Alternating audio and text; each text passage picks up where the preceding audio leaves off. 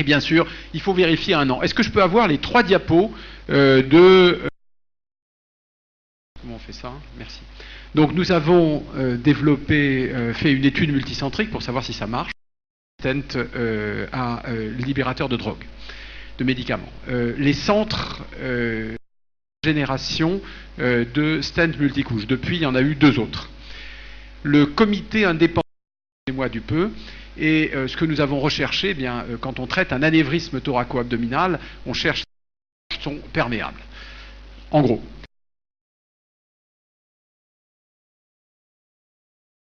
Et donc tous les critères de sélection qui nous ont été imposés par la FSAPS, c'est-à-dire qu'il y a maintenant une autre solution. Donc s'il se passait quelque chose, on avait, entre guillemets, c'est toujours terrible de perdre un patient, d'insuffisance coronaire par exemple, et 65% de ces patients étaient en échec thérapeutique sur l'aorte. Nous avions sélectionné, ça c'est très important, des anévrismes de type 2 et 3.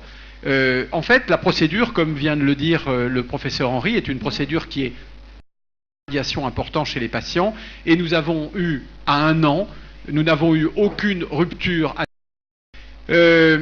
Les événements indésirables qui ont été rapportés par le comité, en 5 minutes, on n'a pas le temps de détailler ça, qui après a disparu parce que le malade a été ponté. On a eu un mort, et ce mort, c'est clairement une faute technique, c'est-à-dire que mais à l'époque, il n'y avait que ça comme stent. Il n'y a pas eu de paraplégie. Les résultats que je vous ai donnés à 1 an, et à 12 mois, sur les 20 patients qui restent, alors pourquoi 20 ? De perméabilité. Il y a eu 5 endofuites. Ces 5 endofuites, il y en a une qui est implantation d'un stent multicouche. Ces fuites sont toujours liées à une ou plusieurs fautes.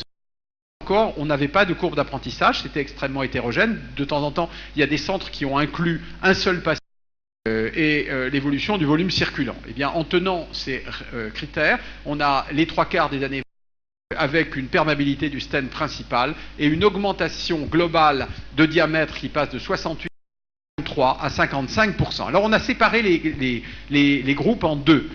D'une part, il y a les patients qui ont le diamètre à 1 an, c'est l'histoire naturelle de la maladie.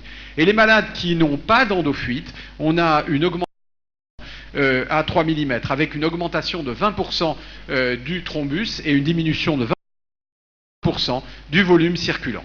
Donc, en conclusion, nous avons 75% de réduction d'anévrisme, un anévrisme rompu, et apparemment à 1 an, mais l'histoire naturelle de la maladie nous impose de revoir nos résultats à 2 ans.